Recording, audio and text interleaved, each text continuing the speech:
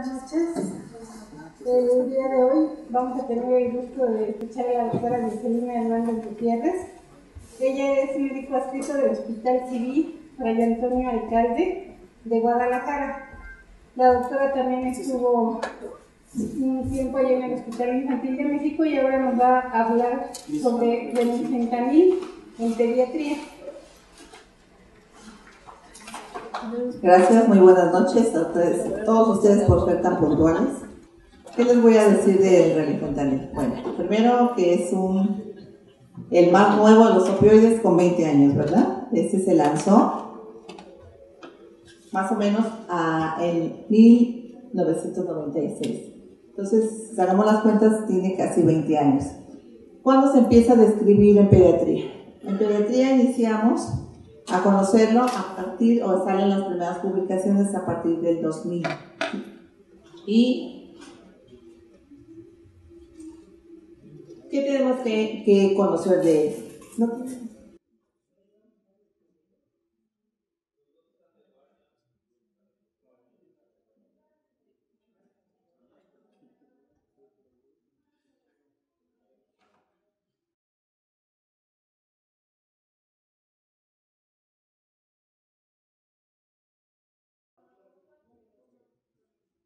Como vemos, se introdujo en 1996.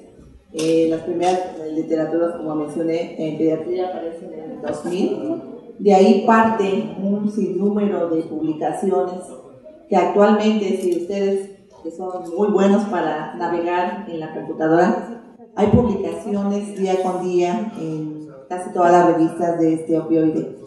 Actualmente se le llama el opio de la anestesia pediátrica, porque es un medicamento que se adosa principalmente al paciente pediátrico por los cambios tan importantes que tiene en sus características propias de este.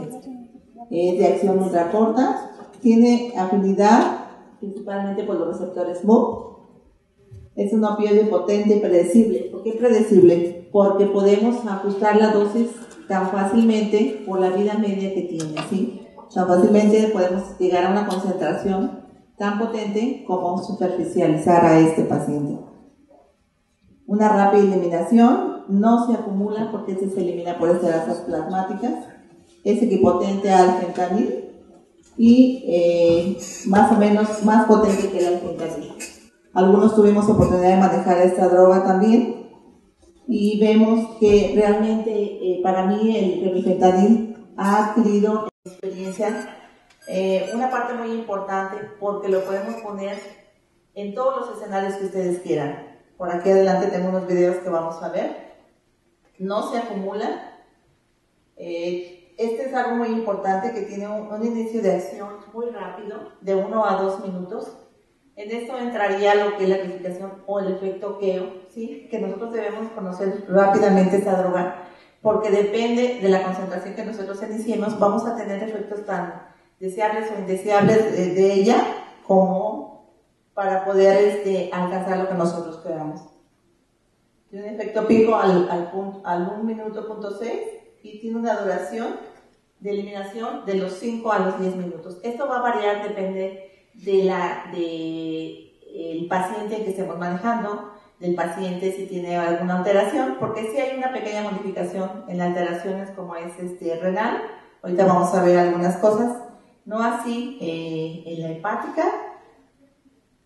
pero es importante conocer este tiempo para saber nosotros qué esperamos una vez que nosotros hemos terminado de manejar o de cerrar nuestra infusión. El volumen de distribución es mayor en menores de 2 meses, ¿sí? Pero en general, como tal, su volumen de distribución es muy pequeño. Por eso rápidamente satura a nivel concentración plasmática.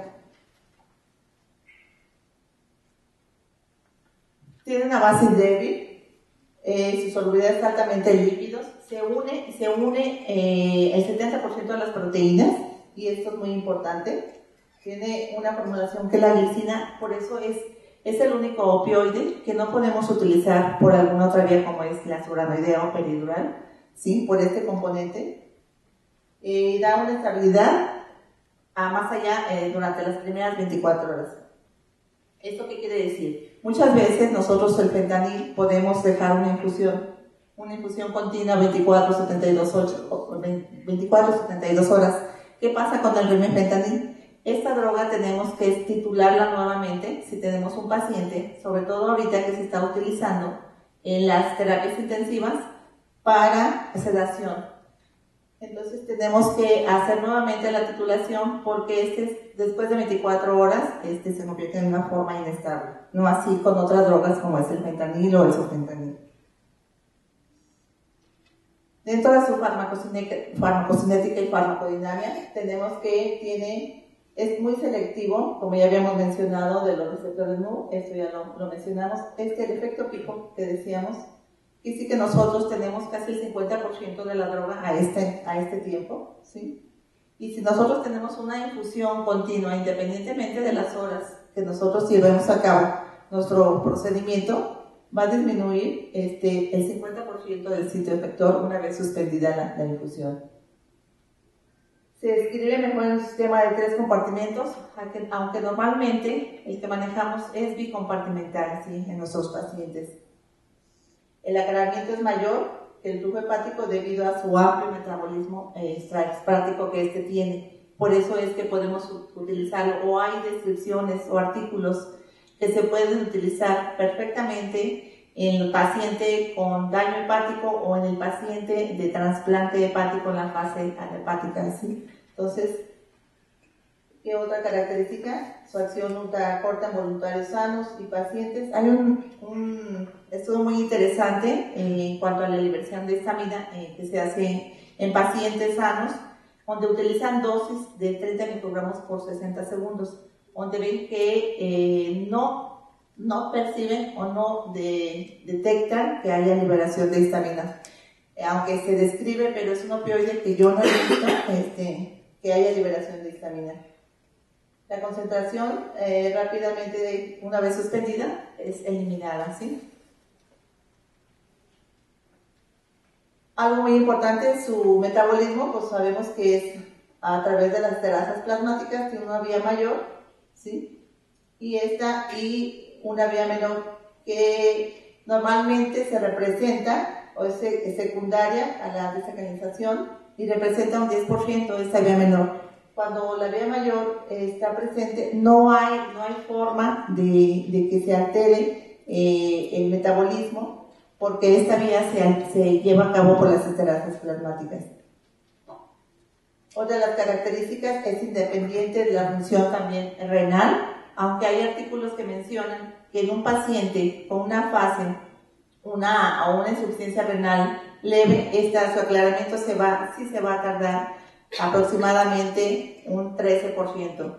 Cuando tenemos un paciente con una insuficiencia renal más severa, el aclaramiento se eleva hasta un 30%. Entonces sí hay un poquito de tardanza en el aclaramiento, pero no así como otros opioides. ¿Qué ventajas tiene? Bueno, que es una droga muy versátil porque podemos ajustar las dosis rápidamente, ¿sí? No interactúa con otras drogas, podemos combinar con la droga que nosotros queramos. Ahorita vamos a ver algunos pacientes que nosotros hemos manejado. No se ve afectado por las edades extremas. Por eso se menciona que es un opioide o el opioide para el paciente pediátrico, porque se está utilizando desde el prematuro, ¿sí? Hasta la edad de los 16 años que está considerado como un paciente pediátrico. Entonces, y también si ponemos a revisar en otras características de otros pacientes, lo podemos utilizar también en el paciente de la tercera edad sin ningún problema. Excelente y poderoso analgésico, y en el prematuro y en el neonato son los más beneficiados, ya que la vida media sensible al contexto es muy corta. O sea, de acuerdo a las características que tenemos de la inmadurez del paciente neonato o el prematuro, vamos a ver que el comportamiento que tiene este fármaco no altera la cinética como esperamos con el fentanilo o con otras drogas. Una de las ventajas es que no da analgesia residual, y aquí tenemos que tener mucho cuidado cuando nosotros suspendemos una infusión del remifentanil, porque tenemos que tener en cuenta o tener la analgesia, manejar una analgesia multimodal para que esta desventaja no se presente, porque una vez que se desencadena es muy difícil de manejar al paciente o controlar la analgesia de lo que produce el remifentanil, como es la hiperalgesia. ¿Sí? Produce una hiperalgesia inducida, entonces puede haber también, tenemos también respuestas paradójicas de acuerdo a las dosis que nosotros hemos manejado o estamos manejando en nuestros pacientes. La FDA hizo una clasificación en 1991 de los diferentes estados del paciente pediátrico, ¿sí? Del periodo de intrauterino se dice que este va desde la fecundación hasta que el paciente nace. El neonato desde el primer día de vida hasta, aquí lo mencionan, los 30 días de vida. El infante es del primer año de vida hasta los 2 años. Y el niño es el escolar, que va hasta los 8 años, y el adolescente, ¿sí? Entonces esa clasificación está bien estipulada para que nosotros conozcamos los diferentes estadios o formas de que cada paciente tiene sus metabolismos diferentes y sus cambios anatómicos y fisiológicos que nos pueden conllevar a alguna alteración si nosotros no conocemos estas características. Dentro de la farmacocinética, bueno, tenemos cambios, como ven, en su distribución, el metabolismo y en la excreción. Estos cambios van a ser de acuerdo a nuestro paciente o a la edad que éste tenga. Y si tiene alguna patología anexa, sí vamos a tener pequeños detalles o pequeños cambios en nuestra droga, como es en la eliminación. El remifentanil lo podemos usar como un medicamento como hipnótico, nos puede dar analgesia y nos da una estabilidad neurovegetativa excelente. Hoy vamos a ver las dosis que manejamos para producir estos tipos de efectos. Más o menos nuestra experiencia, aproximadamente tenemos 8 años en nuestro hospital manejándolo en diferentes escenarios de nuestros pacientes pediátricos y en diferentes patologías, como son el prematuro, para la aplicación del láser, que es algo muy doloroso. Alguien pudiera pensar que este procedimiento es inocuo, pero no, es un procedimiento que produce mucho dolor. Entonces estamos utilizando, ¿por qué? Porque las características nos dan la ventaja que podemos, estos niños los quieren manejar los neonatólogos como si fueran ambulatorios. Entonces, a pesar que usamos el REMIC, de todas maneras nosotros los dejamos algunas horas en la unidad de cuidados neonatales. Pero nos da la ventaja que podemos extubar sin problema a nuestros pacientes. Combinado con la anestesia regional, ¿sí? El paciente obeso, en la neurocirugía, donde nos da una estabilidad a nivel del flujo sanguíneo cerebral y la protección de acuerdo a lo que nosotros estemos, las dosis que estemos manejando. Y en la cirugía laparoscópica, que puede ser abdominal o la cirugía de toracoscopía o la neuroendoscopía. Entonces, tiene muchos campos de acción. La literatura menciona en todas las fases de las que ustedes quieran imaginarse, en cirugía cardíaca, en trasplante hepático, en la neurocirugía, en cirugía, que nosotros tenemos mucha experiencia, son las remodelaciones craneales, porque vemos que la hemodinamia se mantiene muy estable de estos pacientes, y la mayoría, hay autores que la mencionan que es una droga tan aburrida porque los pacientes se mantienen tan estables que no hay que estar haciendo muchos cambios o estar vigilando tanto. Entonces, pero eso es un decir, ¿no? Siempre tenemos que estar atentos de nuestros pacientes. ¿Qué es lo que estamos haciendo? Es nada más algo muy... no a todos los pacientes lo aplicamos, pero es una secuencia que más o menos nosotros hacemos de acuerdo cuando vamos a utilizar el remifentanil. El paciente, una vez que se valora preanestésicamente un día antes, o se conoce, el día que llega al quirófano, se hace una revaloración y una premedicación. Posteriormente, ingresa al quirófano, Si este paciente trae un acceso venoso, si no trae un acceso venoso, entonces hacemos una inducción inhalatoria, principalmente con sevoflurano. Posteriormente, si trae un acceso venoso, medicamos con midazolam, o podemos medicar también cuando no trae acceso venoso, utilizamos la desmedetomidina por vía nasal o vía sublingual, dependiendo.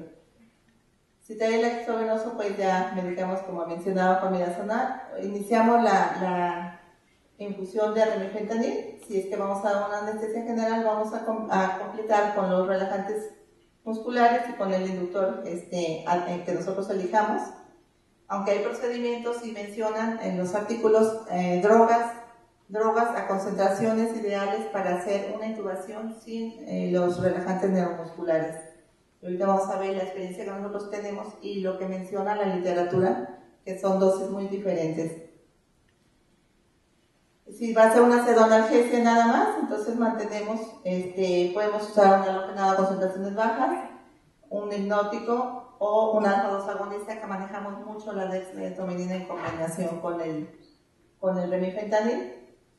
Y una vez suspendida la infusión, acuérdense que hay que manejar la analgesia, ¿sí? Y que nunca se vaya el paciente, o mucho cuidado, porque hemos tenido accidentes de que no cierran bien el remifentanil o no lo lavan la vía donde lo tienen, y hemos tenido, gracias a Dios, no severas, de que dejan el remi conectado o no lo cierran bien o no lavan la vía, y eso es suficiente para que si pase ese arrastre pueda hacernos una depresión, ¿sí?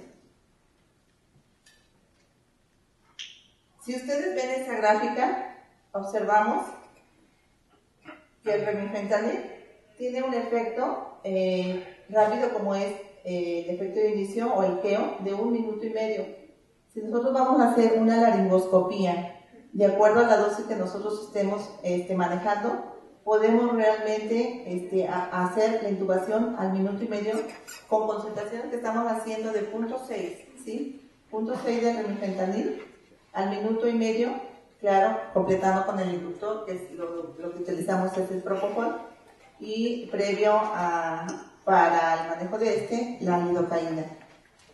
Si nosotros vamos a dejar al paciente mientras estamos monitorizando, bueno, sabemos que aquí tenemos el 50%, pero la concentración que iniciamos es baja, 0.2, 0.3, podemos mantener al paciente en ventilación espontánea sin ningún problema hasta que nosotros completemos el monitoreo, tengamos nuestra vía de acceso y el paciente puede estar ventilando. Solamente tenemos que tener mucho cuidado de acercar el oxígeno, porque la presión de oxígeno se empiezan a desaturar, pero no dejan de ventilar nuestros pacientes.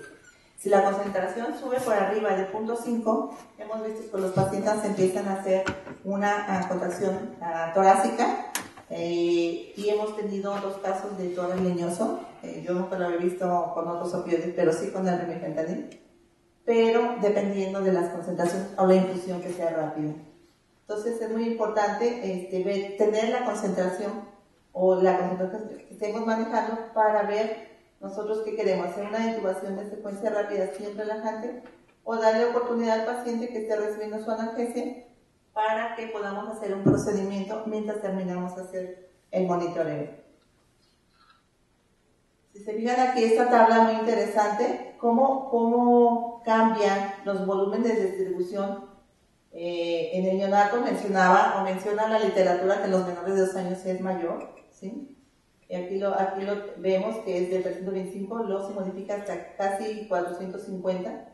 Posteriormente cae en el paciente adolescente, que algunos hospitales lo consideran el pediátrico hasta los 18 años, hasta 242. ¿Qué hay del aclaramiento? ¿Sí? El aclaramiento, aparentemente es muy corto, pero ¿qué tiene que ver esto? Esto es en relación al paciente neonato, pero en relación al fármaco, porque el neonato, por sus características, tiene volúmenes de distribución muy grandes por el contenido de agua, pero su aclaramiento es muy lento por la inmadurez que tiene a nivel de órgano renal hepático. Entonces vemos las variables que hay, y también en la tasa de la vida media, cómo cambia y cómo podemos nosotros, o qué esperamos para cuando mantenemos esta concentración, en qué momentos debemos intubarlos. Entonces debemos de conocer perfectamente lo que son los volúmenes de distribución de acuerdo a las diferentes edades para poder nosotros mantener una tasa y saber en qué momento terminar la infusión y qué vamos a esperar de cada uno de nuestros pacientes. Por lo tanto, el remifentanil permite realizar de una manera lenta y apropiada eventos con el paciente despierto, y ahorita vamos a ver unos videos que a lo mejor el primero les va a parecer un poquito cruel. Era cuando iniciábamos nosotros a tener la experiencia, pero no tuvimos efectos indeseables y la paciente estuvo en un confort muy adecuado. Entonces podemos hacer maniobras como esta, la intubación o la broncoscopía rígida, sin problema, en cambios de hemodinamia, con el paciente en ventilación espontánea, ¿sí? Este es un caso de sedación consciente que se presentó o hicimos. Es una niña de 13 años, femenina de 13 años con una distonía derecha para una cirugía de palidotomía. Esta niña pasamos a su área en su habitación, la medicamos con dexmedetomidina por vía sublingual, no tenía vía venosa. Una vez que esperamos el tiempo, entre 15 y 20 minutos, tomamos la vía, se aplica con midazolam, se baja a la resonancia a colocarse lo que es el marco. La resonancia aparte va a estar monitorizada con potenciales evocados auditivos, visuales, para el procedimiento. Esta niña estuvo sentada, así como la ven, solamente con la colocación de fundillas nasales, ventilando perfectamente, sin cambios en la saturación, tranquila, a esta dosis de remifentanil. Solamente era remifentanil y la dosis previa de midazolam y de dexmedetomidina.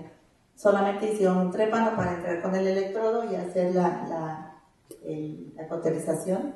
Entonces, pero fueron casi 3 horas que la niña estuvo sentada con esa dosis de remifentanilo y no hubo ningún problema. ¿Qué tenemos que cuidar en ellas? A veces el quirófano se convierte en un área como si fuera una discoteca o si fuera algo parecido, ¿no? Entonces, o mucho murmullo cuando hay muchos residentes o gente que está aprendiendo en preguntar o comentar. Yo me acuerdo mucho del doctor Charles cuando estábamos en cardio, estaba el doctor Ceja, el escrito, que no quería ni siquiera escuchar el ruido de una mosca. Y tiene razón, hay veces los pacientes, acuérdense que la área cognitiva tiene mucho que ver, si no la tenemos bien controlada, entonces va a ver, esa paciente estaba despierta. Entonces hay todos esos eventos. Al término de la cirugía, cuando quitaron el marco y todo y la pasamos a recuperación, preguntamos si tenía dolor, claro, pasamos a analgesia preventiva, si tenía alguna molestia o algo, y ella no, solamente mencionó que había habido mucho ruido, que se escuchaba muchas alteraciones, porque había mucho ruido, ¿no? Pero de ahí más no hubo ningún otro problema. Este es otro paciente con tumor de tallo. Si aquí se fijan, combinamos, bueno, es un masculino de 10 años con tumor de tallo, pesó 40 kilos, antecedentes, no había aparentemente ninguno. La clínica, me parece derecha, alteración de la visión y irritabilidad. Este niño en su cama también pusimos dexmedetomidina y la cirugía la manejamos con la infusión de dexmedetomidina .2 con el remifentanil y aquí le hicimos balancear con isoflurana .5. ¿Qué menciona la literatura cuando utilizamos halogenados? Cuando utilizamos la droga o esta droga a dosis potentes o analgésicas suficientes y la hacemos balanceada, y es cierto, menciona que los halogenados, hablando del sevoflurano, usamos entre 0.8 y 1% del halogenado, y el isoflurano nos podemos bajar un poquito porque es un poquito diferente y nos da más analgesia, a 0.5 o 0.6%. Y vean, esta gráfica no es inventada, el paciente se fue muy estable, sale intubado a la terapia, dura 4 horas y se extuba sin ningún problema. La combinación que estamos haciendo de la dexmedetomidina, que también nos da a nivel de flujo, cambios y protección neurocerebral, nos ha dado muy buenos efectos la combinación de estos dos fármacos. Aquí vemos que está en 1, ¿sí? Y vean su hemodinamia. Este es un paciente muy interesante, que es una niña que sufrió un traumatismo, estuvo entubada en la terapia intensiva y hace una estenosis traqueal, la cual se somete a una fibronoscopía rígida para hacer una revisión. Estos son los parámetros, aquí no se alcanza a ver muy bien. Bueno, están cerrados los halogenados, el remifentanil está a 0.4, ¿sí? Aquí estamos viendo, la niña está despierta. Se hace una medicación previa con midazolam, ¿sí? A 0.05. Ahí están haciendo la laringoscopía y vean, la niña está completamente, por eso es lo que les mencionaba, ¿no? Este video está así un poco medio agresivo aparentemente, ¿no? La niña está despierta, ¿ve? ¿Sí? Cuando meten el fibroendoscopio, ¿sí? Para ver la estenosis, se le pide que cierre sus ojos, que todo está bien.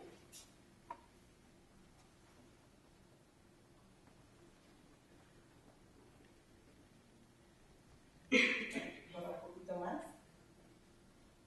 Este está un poquito largo.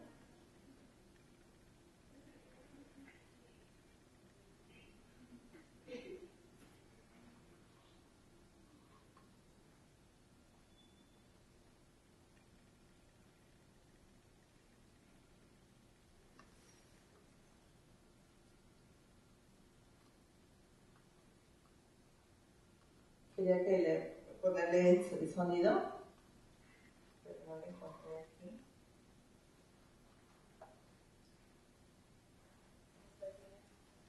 Creo que ya lo vi.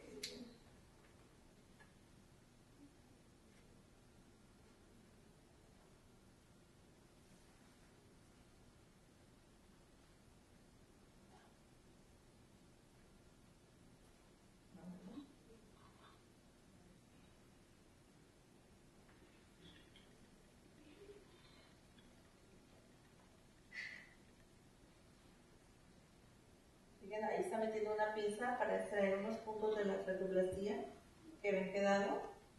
La niña se mantiene todo el tiempo a esa concentración de remifentanil, solamente se apoyaba con oxígeno.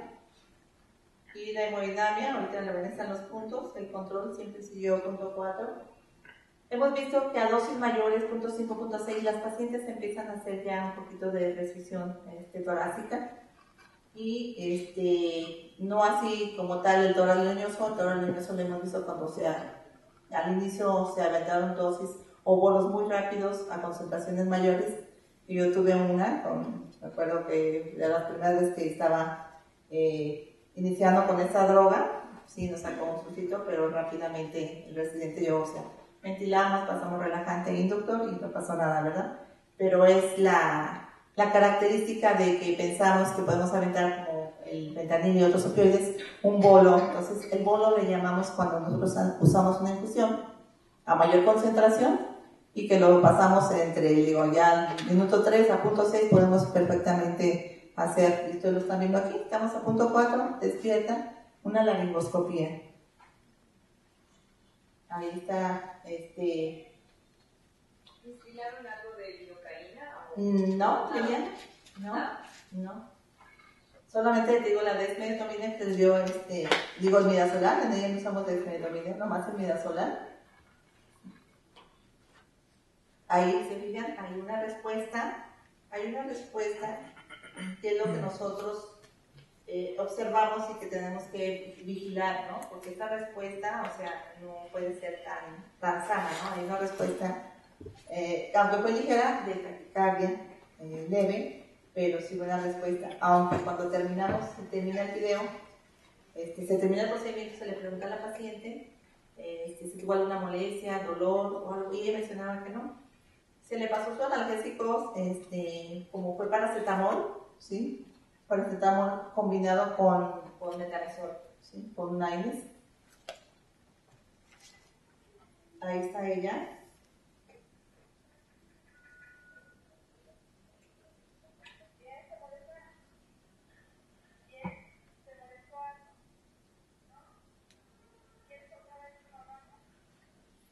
Claro que no, ¿verdad? O sea, el estar despierto, el estar viendo que le están metiendo ese tubo rígido, o sea, o ese tubo que está viendo yo aquí que me pasa, pero ahí está ya en la recuperación que tenemos en la endoscopías, que las dejamos a los pacientes mientras estas terminan de eliminar los fármacos para que se vayan o a su piso o al hospital de donde los derivan, ¿sí? Entonces vamos a ver.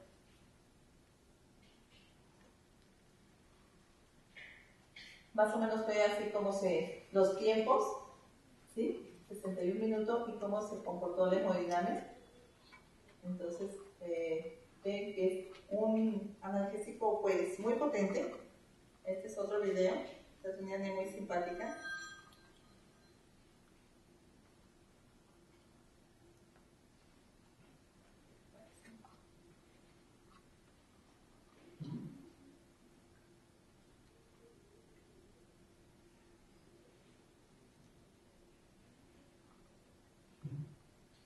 No se desesperen, ¿eh?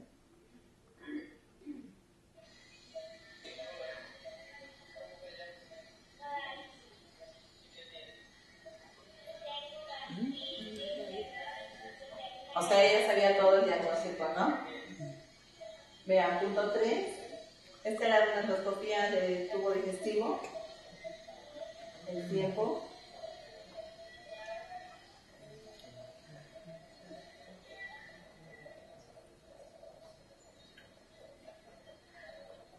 Ahí vemos el BIS, la saturación que mantiene y la curva.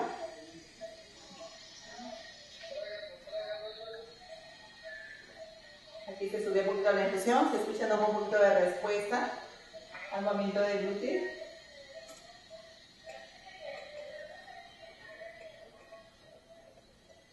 Entonces sabemos que es un opioide potente, buen analgésico, pero yo creo que tenemos que hacer con nuestros pacientes que pierdan un poquito la conciencia, ¿no? O sea, para mí, eran nuestras primeras experiencias, queríamos ver el comportamiento de este fármaco.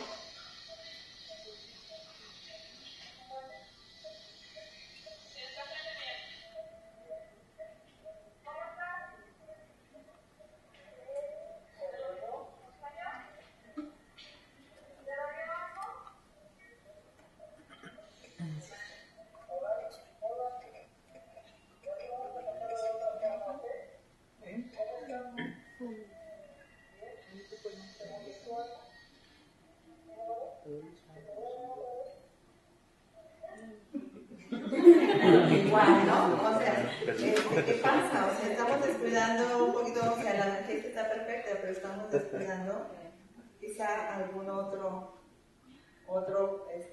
factor muy importante. Sabemos que es una droga suficiente como para... Es un paciente para una cirugía de codo, un coracoideo, y el paciente coopera, está la infusión de remifentanil, ya se hace con la electroestimulación, ¿sí? Localizando.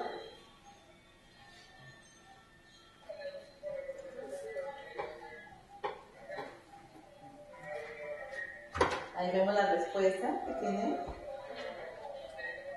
Entonces el paciente siempre debe estar, como les mencionaba, acompañado de oxígeno. Desde el momento que iniciamos la infusión de remifentanil, debemos estar apoyando con mascarilla o con puntas nasales.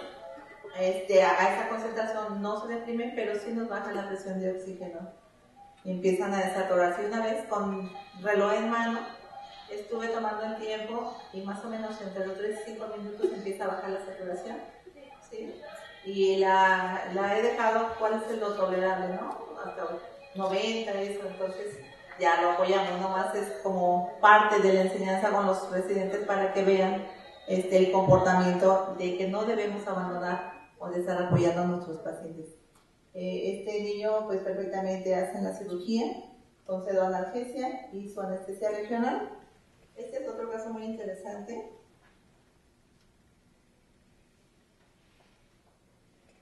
Porque vean la apertura de esta hoja. Es un prematurito que nos derivan del hospital, se llama López Mateos, una maternidad que seguido nos envían neonatos o prematuros para broncoscopías, para aspirados por atelectasias totales.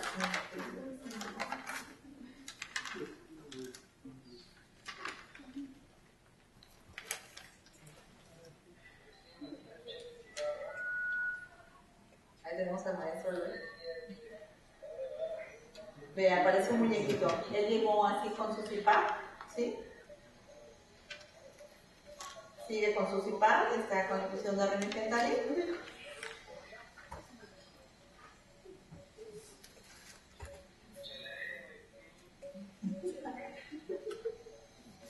El niño está ventilando, si ven los movimientos.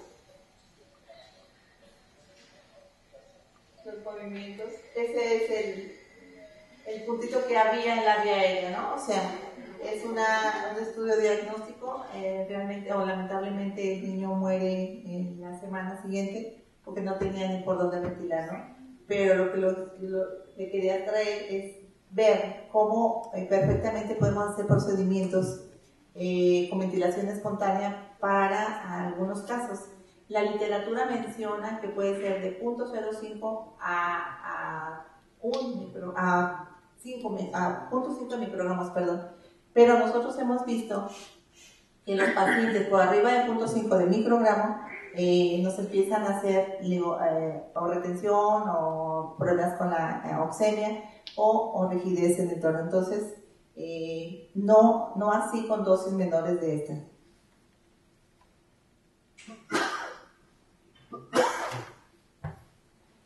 ¿Qué debemos tener en cuenta en nuestros pacientes? Bueno, que la recuperación es muy rápida, entonces debemos de cubrir perfectamente nuestra analgesia. En estos pacientes, si podemos hacer la analgesia multimodal o en el caso de acuerdo a la patología, desde antes, durante el trazo quirúrgico y no descubrir sobre todo posterior a que estemos utilizando el remifentanil, ¿no? Porque, y algo muy importante, debemos de mantener siempre una ventana terapéutica y esta se pierde rápidamente. Hay pacientes que si no controlamos es muy difícil después quitar el dolor. Tenemos que usar 2 o 3 analgésicos cuando lo podríamos hacer solamente a lo mejor con 1 o 2 medicamentos. Anticipar la necesidad de una terapia analgésica alternativa de larga duración. No hay actividades diarias después de 5 a 10 minutos y si esto se pierde, ahorita voy a platicar el caso que tuvimos hoy malamente, pero falta de material y dar de alta de recuperación lo que mencionamos sin infusión de remifentanil, porque ha pasado accidentes. Otro de los accidentes nos pasó con una amiga, comadre, que no le quitan la infusión de remifentanil, se confundió en el frasco, llega a su cama al cuarto y si es que no está ahí el anestesiólogo, en verdad se muere. Le abren a la solución, empieza a ponerse, saturarse, rígida, y no la podemos ventilar con el ABU. ¿Sí? Estábamos, gracias a Dios, el doctor Eloy y yo, pero tuvimos que meter rápido un medicamento, lo más rápido que me llegó fue midazolam, pero si no hacemos eso y se cerró la infusión, claro, sí nos cae en paro esa amiga, esa comadre, ¿no? Entonces hay que tener mucho cuidado con esa droga, es muy excelente, muy sutil, muy accesible para manejar drogas o concentraciones, lo que nosotros decíamos, pero hay que tener mucha precaución. Esos son más o menos el protocolo que nosotros manejamos para el dolor leve, moderado, severo. Actualmente estoy combinando mucho yo la ketamina para esta hiperalgesia que a veces nos produce el remifentanil, o combinado el remifentanil, que hay artículos ya para el paciente de neuro. El caso de hoy lo manejé con ketamina, remifentanil en una MAC, un niño de 14 años. Solamente que aquí nos pasó una cosa que no esperábamos, ¿no? El remifentanil no tenemos en el hospital como tal, actualmente lo llevamos de fuera. Solamente me llevé 2 frascos, por el peso del niño no me alcanzó. Entonces, pero claro, no traje, yo me tuve que venir hacia acá, dejé al pacientito con el compañero que ingresa en la tarde y los residentes. El paciente sale extubado, ese sin ningún problema. Su hemodinamia fue siempre excelente, gasométrica, metabólica y todo, muy bien, por eso lo pudimos extubar. No hubo eventos de sangrado o algún accidente, se pudo retirar la MAC completamente, era una MAC parietal, tomada de la media, de la arteria media. Entonces, le digo aquí la desventaja es que no y combiné al final con fentanil. Entonces, eso me dio la ventaja, o les dio la ventaja a los compañeros, porque me mandaron un mensaje y ya les salió terapia, esta vez tomado, de que nos da la analgesia que el fentanil se pierde, ¿no? Entonces, pero a mí me tocó ver este cambio. Entonces, tenemos que conocer bien el fármaco, las vidas medias. Un ratito que me salí, se terminó el Remi, le dije, le cambias a fentanil, le pones esa concentración, pero ¿qué pasó? El remifentanil se elimina, dijimos, en de 5 a 10 minutos. Entonces yo entro, le dije, está taquicárdico, bueno, más bien no era taquicardia, era la presión. No nos conviene que el paciente esté o suba la presión, más ahorita que están en el momento que están clipando. Entonces le digo, hiciste el cambio, sí, ¿cómo se lo pusiste a tanto? Pero ¿sabes qué? No le pusiste la dosis, como una dosis de carga, porque el Remi, acuérdate que en 10 minutos no existe. Entonces, si tú no pones una dosis del nuevo opioide, la concentración que pones de infusión es muy lenta. Entonces, si tuvimos que poner, le digo, la dosis de esta droga para terminar el procedimiento malamente, pero salió sin ningún problema, ¿no? O sea, aquí combinamos ahora sí que los dos opioides. Le digo, y otra cosa que estoy haciendo yo mucho, el paciente lo mantuvimos con 0.25 de ketamina y el remifentanil a 0.4 hasta que me hice el cambio del fentanil. Balanceada con el sobrorane a 0.8, ¿sí? Entonces, digo, las concentraciones mayores que hemos utilizado en toracotomías o en cirugías así, que son cruentas o de mucho dolor, lo máximo ha sido de 1 microgramo.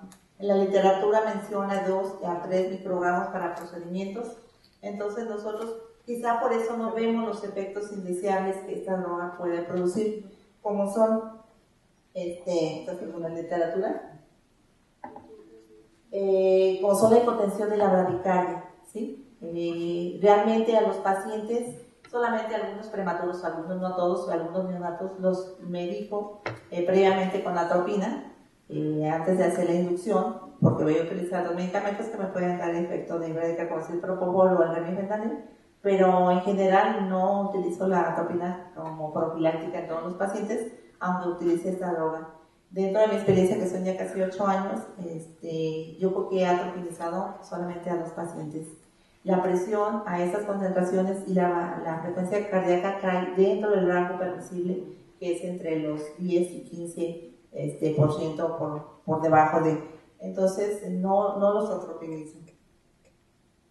Hemos visto que cuando un paciente, como todos, si hacemos una inducción, ¿sí? En deshidratados vamos a ver efectos indeseables, ¿no? Ya ves la droga que sea. Entonces, nosotros también lo hemos percibido con pacientes donde utilizamos el remifentanil. Entonces, a veces, mientras está pasando, iniciamos la infusión, tenemos otra vía y estamos pasando una carga de solución. Estos son los efectos que digo tan temidos, que menciona a veces la literatura, algunos le tienen miedo, por eso no la han llegado a utilizar o lo han presentado, pero ha sido dependiente de la dosis.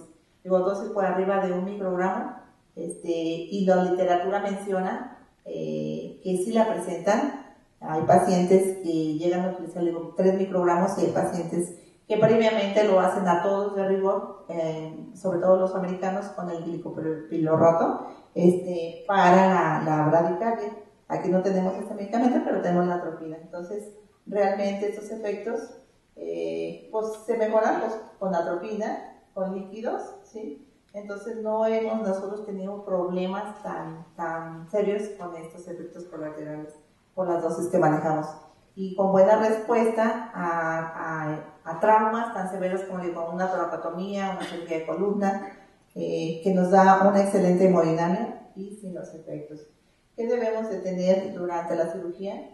Bueno, pues seguridad, siempre seguridad con fármacos que empezamos a conocer, siempre revisar antes los efectos o el comportamiento para tener nosotros, dar al paciente este punto.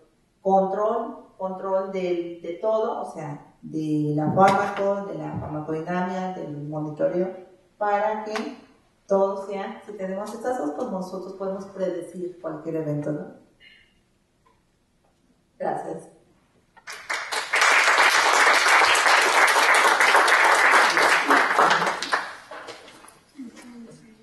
La literatura, más ustedes, jóvenes residentes, pueden encontrar muchísima. Hay cada día es mucho sobre el REMI en pediatría. Les digo, es algo que como un boom de este medicamento, porque realmente se han visto los efectos ideales para este grupo de edad, ¿no? Por los efectos o la vida media que tiene de dimensión al despertar. Nosotros el fentanil, por la mayoría lo conocemos, es viejo en nuestra trayectoria, y un neonato con una dosis que pongamos a un prematuro, pues sabemos que lo vamos a estar intubado, ¿no? O sea, aunque pongamos una sola dosis. Entonces, porque aparte diferentes, es hidrofílico, el lipofílico, entonces no se acumula, el otro sí, entonces los cambios a nivel funcional, hepático y renal del paciente pediátrico, pues también hay cambios con otras drogas, entonces no así con esta. Entonces por eso es un medicamento que nos da muchas ventajas de utilizarlo. Lástima que nuestros hospitales o nuestras personalidades no nos dan los fármacos que a veces nos dan beneficios a nuestros pacientes, sino ellos nos dan lo que ellos consideran que es lo mejor, ¿no? Entonces, no sé si haya preguntas sobre algo. Creo que no. A ver si doctor. ¿A qué dosis hay mayor incidencia de tórax leñoso? La literatura lo menciona, se ha visto, yo lo vi en ese paciente que fue mi segunda aplicación del REMI. Utilizamos una droga, a 1 microgramo, pero fue una infusión rápida. Así como hacemos la dosis del Fenta, hacerla la dosis para intubar. Se nos ocurre, ¿no? Se nos ocurre hacer la dosis y la pusimos a 1 microgramo. Entonces era alta y lo pusimos directo. Entonces, pues, inmediatamente, ¿no? O sea, en cuanto llega a brazo cerebro, ¡pum! Era una resistencia que yo nunca había visto un tórax leñoso, que no podíamos ventilar a 2 años hasta que rápidamente pasamos el propofol y el relajante, pero eso pues son segundos, minutos. Entonces, eso fue uno. Pero te digo, yo he visto a dosis de infusión por arriba, en tiempo, de 2 microgramos. Que nosotros más que nada lo hemos hecho como experiencia, como ver qué pasa, ¿no? Pero también hemos visto que no se necesitan esas dosis para un manejo de nuestros pacientes para cubrir esa analgesia, anestesia que nosotros requerimos. Entonces, pero sí, mucho cuidado, ¿no? Es excelente. Digo, ustedes lo que mencionaba al inicio, que iniciamos la infusión y el paciente puede estar ventilando y nosotros monitoreando y haciendo otras cosas, pero siempre cubriendo con mascarilla, con unas fundas nasales, el oxígeno. El paciente, ya han visto los casos que si son despiertos, nunca pierden el automatismo. Por arriba de esas dosis empieza a haber ya. Claro, ya unamos otros medicamentos, pues con mayor razón, ¿no? Entonces, pero el REMI, y lo menciona la literatura, pero ellos se bajan hasta, 0.05 hasta 5.5 de microgramos. Nosotros ya a 0.5 de microgramos hemos visto que sí nos da problema de empiezan a dejar de ventilar, ¿sí? Un poquito de rigidez, no tanto como el tórax leñoso, pero sí empiezan a ver un poquito de rigidez. Gracias. ¿Alguna otra pregunta? Sí. Me llamó la atención que utilizó para medicación de cmetomina sublingual. ¿Hay alguna presentación? No, doctor, es la misma. Esta tenemos con una experiencia como 15 años. La usamos mucho en sedación en los niños y la usamos no solamente por vía sublingual. La vía sublingual la utilizamos en los pacientitos por arriba de 4 años que cooperan jugando a que puedan abrir su boquita y depositarla bajo la lengua. En los más pequeños lo usamos por vía nasal. No es ardoroso, son dosis muy pequeñas y el efecto es muy rápido. Más rápido que el midazolam. A mí el midazolam no me gusta por vía nasal. Y si lo comparo por vía oral o sublingual con la Dexme y midazolam, tarda más y se quedan mucho más dormidos, porque tenemos que usar dosis más altas del midazolam, ¿no? O sea, a 0.5, 0.7, entonces, y la Dexme, de 5 a 7 miligramos por kilo. Y la Dexme no, la Dexme la utilizamos como máximo a 1 microgramo por kilo por estas 10. Y nos da una sedación preanestésica excelente, que eso nos permite reducir el tiempo en cuanto a la profundidad para poder canalizar en menos tiempo, sin que el niño tenga la respuesta, ¿sí? de sacar la mano. Entonces, es la misma presentación, la utilizamos con jeringas de insulina directamente. Yo ya la he utilizado, ligeramente sabe un poquito salada, ligeramente, pero no es ningún otro efecto que el niño lo desagrade. Como es la ketamina, que también lo utilizamos por vía oral, o como es el midazolam, ¿no? Que es muy amargoso, aunque se le ponga dulce o soluciones concentradas, no deja de ser un sabor desagradable para el paciente. Y la dexmedetomidina nos ha dado esta ventaja. Gracias. ¿Alguna otra? Bueno, nada más felicitarte por la presentación. Pues media presentación, ¿verdad? No quise meter mucho Y la agradecer. fármaco porque esa la pueden encontrar en cualquier Y parte. agradecer que nos transmite la experiencia de utilizarlo, ¿no? Este fármaco, creo yo, como todos los demás, son parte de un arsenal que uno va aglutinando durante la experiencia que uno va llevando a cabo en la vida profesional. Pero creo que es un fármaco, no sé qué opines, en relación a utilizarlo perfectamente bien en la cirugía ambulatoria del niño, porque anteriormente no dejaba la posibilidad del fentanil en específico de utilizarlo en procedimientos, por ejemplo, técnicas mixtas, ¿no? Bloqueo caudal más algo más. Y tendríamos que estar pensando en que si se deprime, etcétera, y no se pudiera ir a la casa. Hoy ya el 70% de la cirugía es ambulatoria, y este fármaco nos da oportunidad, sobre todo en el paciente menor de 1 año, de utilizarlo e irnos con el paciente bien despierto y sin la preocupación de que se va a deprimir. Entonces creo que es una buena alternativa. Anteriormente, por ejemplo, las endoscopías hacían gas más gas y siempre gas porque tenían el miedo de que se deprimiera. Hoy podíamos combinar este opioide más un poco de gas y les va mejor, ¿no? Utilizando, por supuesto, y no olvidando nunca, el factor dolor.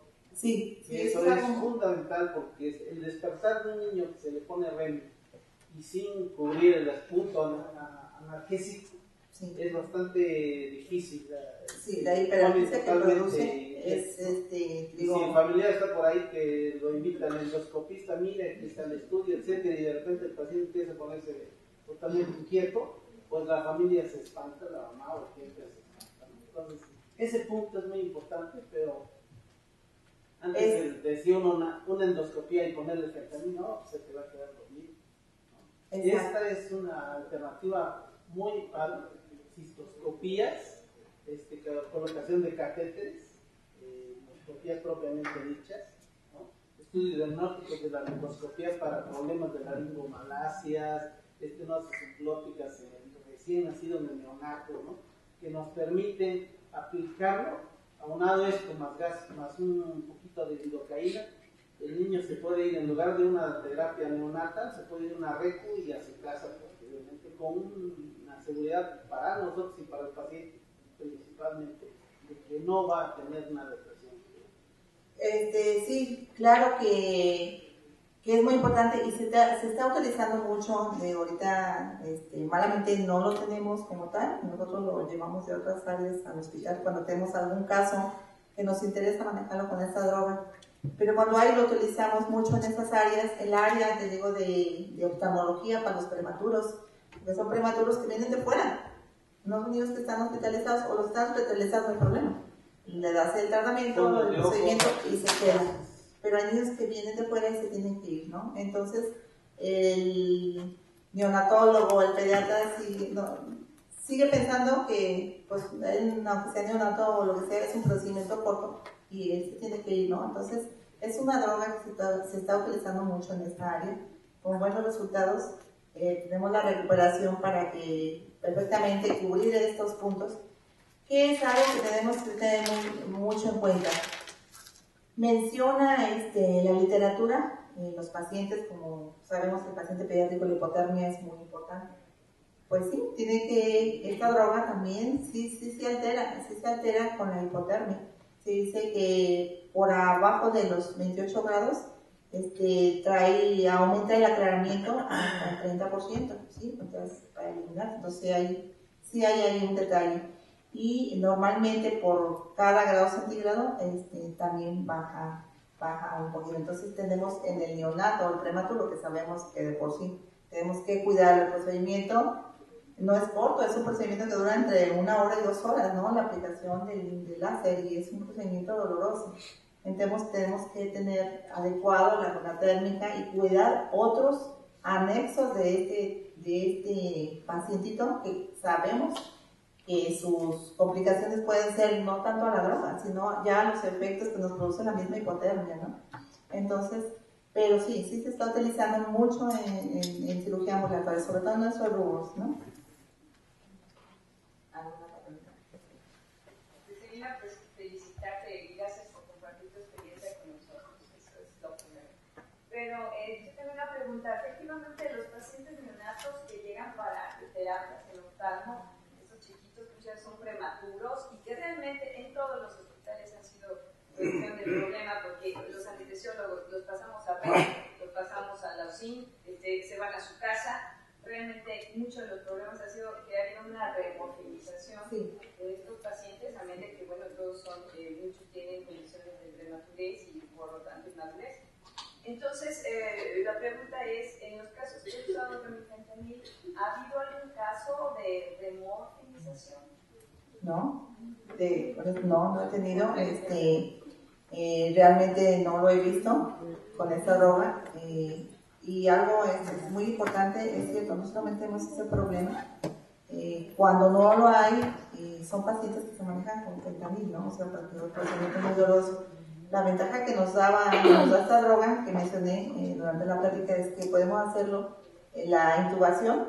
Muchas veces le coloco una mascarilla de la laringe, o a veces se intuba, dependiendo, sin el bloqueador neuromuscular. Esa es una ventaja. La otra es que aunque pasen a la unidad de cuidados intensivos o neonatales, se van sin menos problemas de que si llevamos un fentanil, ¿no? O sea, que sabemos, sí, está ventilando, vamos en el camino, les hace paro o les hace apnea y ahí están corriendo. Entonces, no así con el remifentanil. Sabemos, yo en mi experiencia con estos niños sí se alarga un poquito, de esos 3 a 5 minutos que he visto en otros pacientes, o en el neonato en sí, no así en el prematuro, se llegan a llevar hasta 12 minutos, en que yo termino mi infusión y espero a que empiece el paciente perfectamente a ventilar y a que se extuba y todo, y el apoyo de oxígeno sin que se me sature y su automatismo, ¿no? Entonces sí se alarga, pero de esos 12 minutos a que utilice el fentanil, que se vaya intubado porque no ventila, entonces pues prefiero el fentanil, ¿verdad? Y otra pregunta, costo versus fentanil, porque finalmente, bueno, es un fármaco excelente, pero también implica un costo. Entonces, no sé si sepas algo de esto. ¿Más caro? Creo que, bueno, realmente el costo como tal, no lo sé, no es tan caro, igual que los opioides, buenamente y malamente para los que los consumen, ¿verdad? Porque realmente fentanil, o sea, ahorita que estamos ahí un poquito en el colegio y que va la gente o de hospitales a comprar, me quedo sorprendida por el precio que hay por la caja de las 5 ampolletas, ¿no?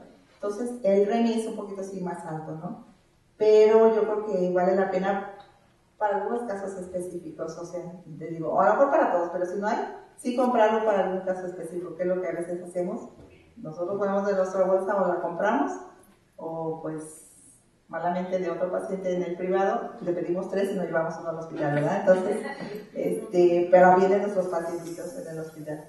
Entonces, este paciente yo de la MAP, te digo, nomás me falló, en vez me he llevado más dosis. Ya lo había planeado con mis residentes, que lo fuimos a visitar antes, la técnica que íbamos a manejar para producir, junto con el demás medicamento, una hipotensión controlada leve, ¿no? Entonces, estuvimos, digo, muy estables, una presión adecuada para que el cirujano, y la relajación que nos dan, porque también a nivel cerebral, pues como los opioides nos dan cambios excelentes para estos procedimientos. Entonces te digo, pero en cuanto al costo, tu pregunta es ligeramente más caro, pero no sé exactamente cuánto, pero vale la pena, yo creo. ¿Alguna otra pregunta? Gracias. Gracias.